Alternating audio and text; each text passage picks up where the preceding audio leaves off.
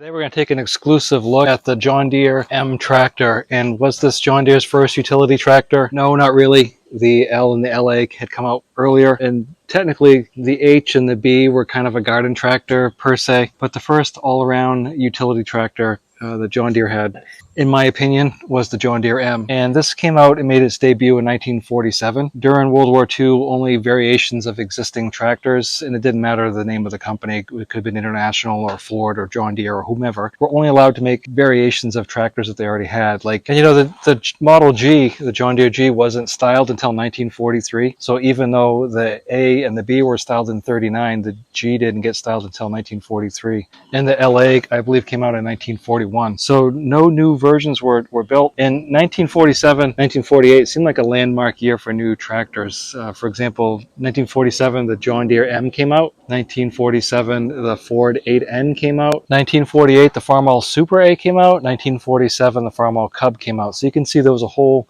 flurry of activity, and even car manufacturers were in a flurry to come out with new vehicles, like the Ford F-Series came out. So the John Deere M, brand new tractor, and this was built in a brand new facility in Dubuque, Iowa.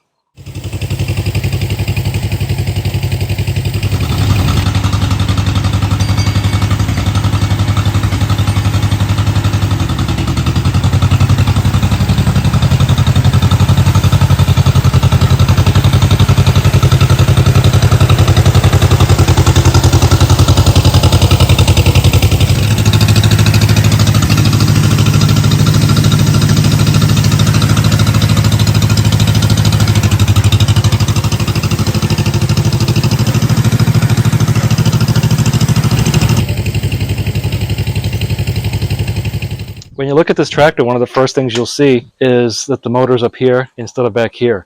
Well, that's because this is a vertical two-cylinder, and it does sound a little different. It still has the Johnny pop, pop, pop, but it does sound a little different than an A, B, a G, or an H per se, where the horizontal two-cylinder was back here.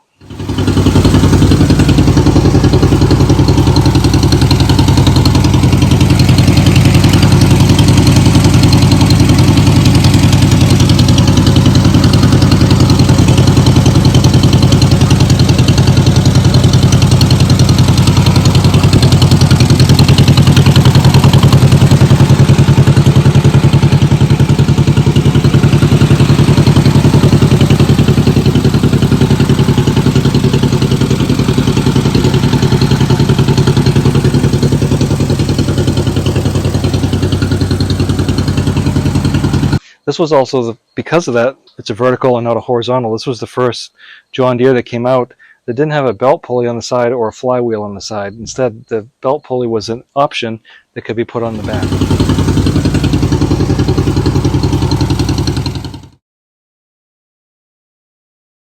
John Deere M was built until 1952, and it was replaced by the 40, and then the 420 and 430. But also the 320 and 330 were kind of variants of the M as well, if you look at pictures of those. So one of the brand new features of this tractor was Touch-O-Matic. Power-Trol had come out with the A and the B, and the G. Touch-O-Matic was exclusive to the M. In 1949, the MT came out, which was basically the tricycle, and instead of one Touch-O-Matic, you had two. The MI came out, and with the MT you could get different front end options. The M was basically a row crop tractor. It had an adjustable front end, so it primarily would straddle one row, but you could widen it way up to go over two. It wasn't common, but it could be done. And it was a good cultivating tractor. You kind of had a little bit of an offset view with it. But the MT was available with a wide front end, a single wheel tricycle, a dual wheel tricycle, or the brand new knee action Roll-O-Matic front end, which is a great little invention. Some people don't like it, but I've always thought it was a really cool thing to come out with.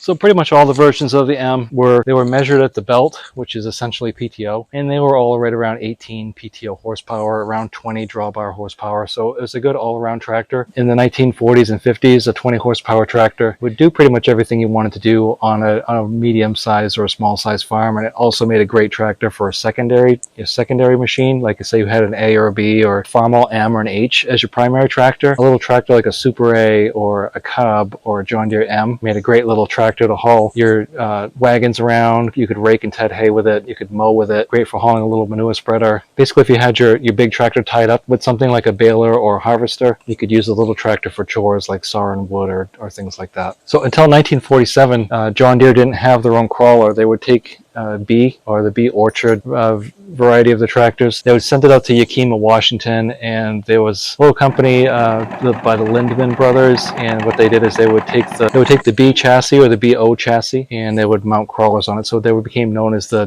BO Lindman crawlers. But the first all John Deere crawler tractor was the MC, which was a variant of this, and you could get different size track widths. And I think 12 inches wide was normal. You could get 10 or 14 optional. And people really liked the MC because it was great out in the far west where they had a lot of hills, and they didn't break traction quite as quickly as a wheel tractor. So they really liked the crawler tractors out in the Oregon and Washington for side hill farming. You could also get a dozer blade for these, but you're still limited to a 4-speed transmission. So it was great for the time, but as time progressed and different things came out, the MC was kind of relegated to, a novelty. Another interesting variation of the M was the MI, or M Industrial, and it came shipped orange, highway orange, and it was similar to the M, except that it was sat lower, and it also had the 2 touch-o-matics like the MT. Also, as the 40s progressed, standard on tractors was an option that,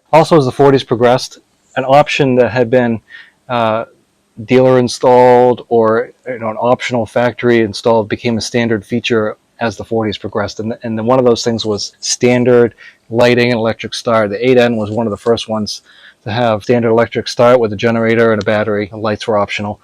During the 40s, the manufacturers were still kind of in a battle per se to get farmers to shy away from their horses and buy farm machinery. So like a John Deere A or B might have been too big for some people, and they only had 40 or 50 acres, so they wanted a smaller tractor. Maybe they're a weekend farmer, and the M was a great tractor to fit that bill for them. You can still find a lot of MCs up here in New England. They were great for logging, and in particular for sapping and making maple syrup in the spring when it was still kind of muddy. There might have been some snow. Couldn't really drive a tractor out there. A lot of people were still using horses to haul in the big sap tanks, but the crawler really made it easier for a tractor to go out into the woods, collect sap, or haul logs in and replace the horses. So still a 2-cylinder design, but vertical instead of horizontal. You had your generator standard, hood's easily removed. You get your air cleaner, exhaust, fuel tank, and your oil fill here. 24-inch rim standard, wheel weights available for front and rear. There were some 8-inch wheels originally offered, but those were discontinued at a point. Toolbox in the seat, you get your lights. Cushion seat was standard with this tractor. In fact, the 52M that I had previously, I took this seat off and put one from a 40 crawler on it with armrests, and it made it a lot more comfortable. Here's your touch-o-matic on the back. You get your rock shaft that is connected all the way through to this side. The MI and MT would have 2 PTO standard, your belt, drawbar. As you've seen in some of the other videos, this drawbar, you unpin it and everything else hooks on here.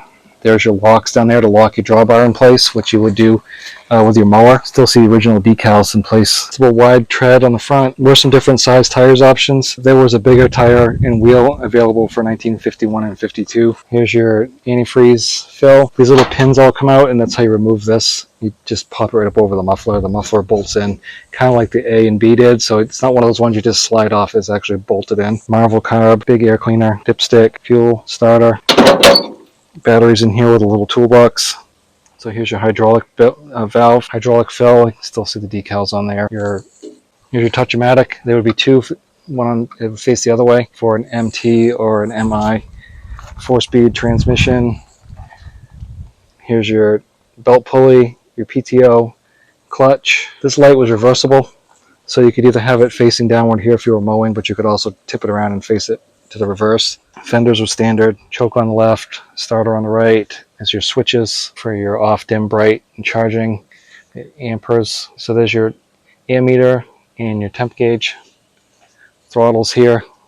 The steering was adjustable in and out. It is a little difficult to get on and off of. They do have a step available like they have on some of the other tractors that kind of bolts in here, so you can get in a little better, but it is a difficult tractor to get on and off of.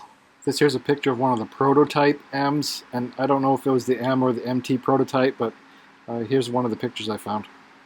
Check out steering clutches on this thing, and it doesn't have fenders either, but the steering clutches are interesting. It's also possible that they were using this as a prototype to figure out the steering clutches for the MC or the M crawler. So just a short little video on the John Deere M tractor. Hopefully it's been educational for you as well as interesting. I'll talk to you next time, and I appreciate you watching.